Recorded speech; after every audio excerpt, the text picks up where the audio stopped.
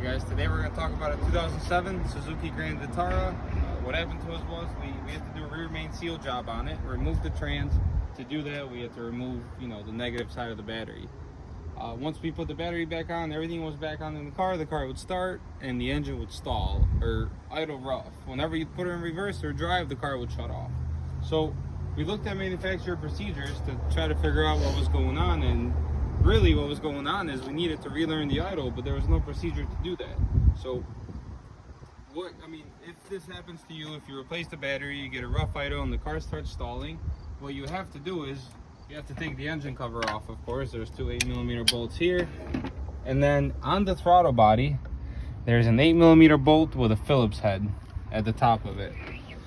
What you have to do is you have to loosen that 8mm bolt just a little bit.